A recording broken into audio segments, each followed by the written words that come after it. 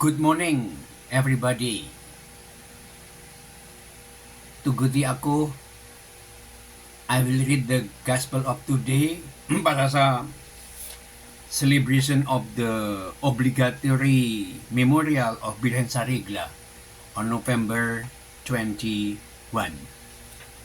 So, I will start with the reading from the Gospel. Pagbasa gikan sa Santos nga Ebanghelyo sumala ni San Lucas. Himayon iko o Ginoo. Sa ikawnum kabulan sa pakmados ni Isabel, kipadala sa Dios ang anghel nga si Gabriel ngadto sa usa ka lungsod sa Galilea nga kinganglak Nazaret. May mensahe siya alang sa usa ka batan-ong dalaga nga sinayuran sa usa ka lalaki nga kinganglak Jose nga kaliwat ni Hari David. Maria ang ngalan sa babae. Miadto sa anghel kaniya ug miingon, paklipay, ang Ginoo nakuban ug nagpanalangin kanimo pakayo. Naglibok paayo si Maria sa pakabati niya sa mensahe sa anghel ug napalandong siya kung unsay kahulugan sa iyang mga pulong. Miingon ang anghel kaniya, ayo kahadlok Maria kay kikaymutan ka sa Dios, makmados ka ug mangana ug lalaki ug ngalan mo siya Jesus. Mahimo siyang inila ug tawgon siya nga anak sa Dios nga labing halangdon.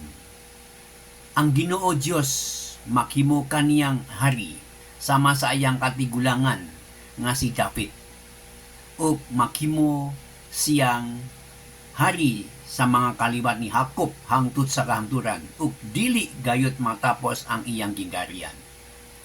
Si Maria miingon sa anghel, ulay ako, busa unsaon man pakahimo niini. Ang anghel mitubak, mukunsat kanimo ang Espiritu Santo ug mapabilin ang gahom sa Dios diha kanimo. Tungod niini ang balaan nga bata tawgon nga anak sa Dios. Hinumdumi ang imong paryente nga si Isabel. Kiingon nga dili na siya mo anak apan karon ikaunom na kabulan ang iyang pagsabak. Bisag igulang na siya kaayo kay walay dili mahimo sa Dios. Miingon si Maria, sulugoon ako sa Ginoo. Mahitabo unta kanako ang imong gisulti. Ug mibiya ang anghel kaniya. Ang Ebanghelyo sa Ginoo. Daygon iko o Kristo. So, good morning everybody. Ako si Padre Larry Sudarianto. Karon, I'm staying sa Lusaran Chapel, San Vincent de Ferrer Chapel. Today is the memorial obligation to celebrate Birhen sa Regla. Nindot kaayo if we are reflecting on this with the title of my reflection today is The Fiat of Faith. The Fiat of Faith, or in Bisaya, ang fiat sa pagtuo. Mangisuon karon adlaw nagtigom kita aron pasaulok sa kapistaan sa Birhen sa Regla. Usa ka titulo nga nakisgot sa iyang tahas, isip, tigpanalipot ug giya. Sa kasing-kasing niini celebration mao ang lawom nga misteryo sa papahibalo, usa ka higayon sa diha nga ang balaan nga intersected uban sa tawo.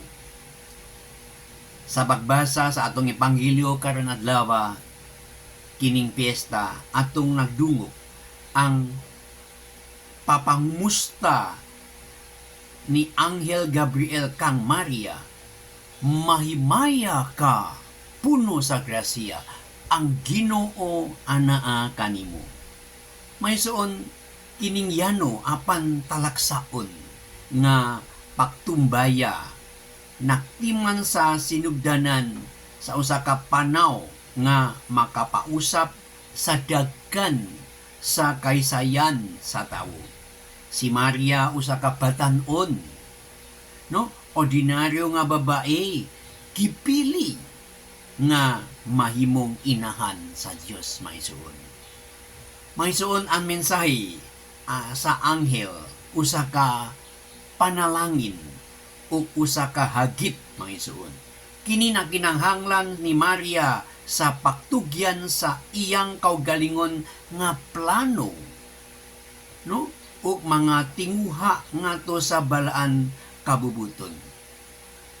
Ang iyang tubag, tan-awa ako, ang sulugoon sa Ginoo, matuman kini kanako sumala sa imong pulong. Maui usa ka modelo sa pagtuo o paka masinungtanon. Maysuon kini yano apan gamhanan nga fiat. Paksagdi kini sa Bisaya, fiat sa Latin ba? Milanok sa mga siglo, usa kini ka testamento sa dili matarong nga pagsalik ni Maria sa plano sa Dios sa pag-ingon ug oo. Giablihan ni Maria ang iyang kaugalingon ngadto sa wala mailhi sa milagro ug sa balaan. So maysuon, budi pasabot para nako Maria atong sulundan sa pagtuo. Samtang atong pamalandong ang fiat ni Mama Mary, didapit kita sa pamalandong sa atong kaugalingon kinabuhi. Bukas ba kita sa kabubuton sa Dios bisan pa kini mughagit sa atong pagsabot? Andam ba kita sa paktugyan sa atong kaugalingon nga plano o mga tinguha alang sa gigarian sa Dios, mga isuon?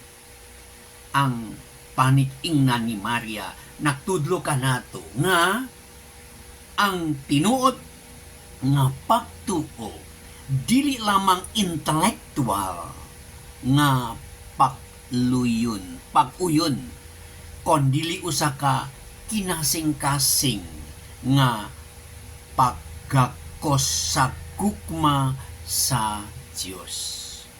Usa kini ka hugot nga pagtuo nga naghatag kanato og gahom sa pagbuntog sa kahadlok, pagduha-duha o kawalay kasiguruan.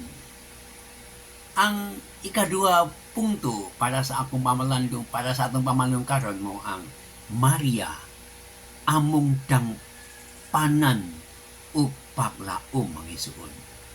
Ang Our Lady of Birhen sa Regla, usa ka gamhanang pahinumdum sa inahon nga gugma o proteksyon ni Maria.